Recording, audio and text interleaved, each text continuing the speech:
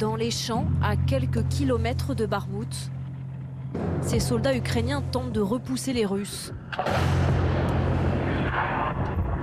qui gagnent peu à peu du terrain. Ils tirent beaucoup avec leurs obus. Et s'ils arrivent à atteindre une cible, ils se mettent à tirer encore plus. Les Ukrainiens admettent qu'ici, leur position est de plus en plus difficile à tenir. Ça devient vraiment compliqué pour nous sur ce front. Les Russes nous attaquent constamment. Un jour, ça va être des attaques d'artillerie, et le lendemain, c'est leurs troupes qui partent à l'assaut. On a du mal. Nous sommes ici dans le Donbass. Bakhmout et le village de Soledar, juste à côté, sont aujourd'hui l'épicentre des combats. Après des semaines de batailles sanglantes, la situation vient de basculer au profit des Russes. Ils détiennent Soledar et tentent maintenant d'encercler Bakhmout. Cette route est encore praticable. Elle mène vers cette ville de 70 000 habitants avant la guerre, où tout n'est plus que ruines, comme nous le montre ce journaliste anglais.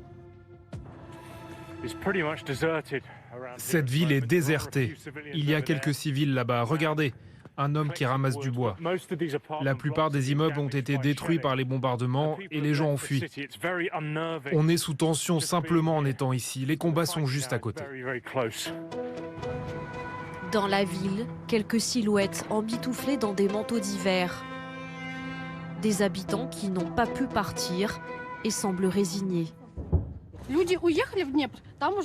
Ceux qui fuient vers Dnipro sont morts là-bas, car les Russes ont aussi bombardé Dnipro. Alors où aller? En fait, on peut être attaqué n'importe où. À Bakhmout, la pression des Russes, essentiellement des paramilitaires Wagner, est de plus en plus forte. Comme le constate cet autre journaliste américain. Les forces russes grignotent tout doucement du terrain. Ils sont positionnés sur les hauteurs derrière moi. Et ils avancent depuis le nord et aussi depuis le sud.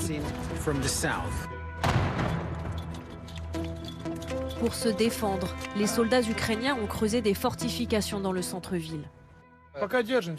On fait face à leurs tanks. On tient pour le moment grâce à nos mitrailleuses. On verra pour la suite.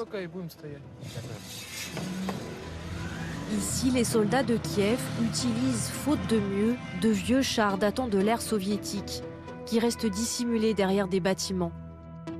Les Ukrainiens appellent à l'aide. Il leur faut, disent-ils, d'urgence, des armes plus modernes et plus puissantes.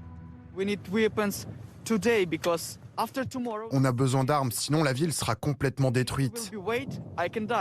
Si on attend plus longtemps, je peux mourir et moi, j'ai envie de vivre. Et peut-être que les Russes se retrouveront en Pologne.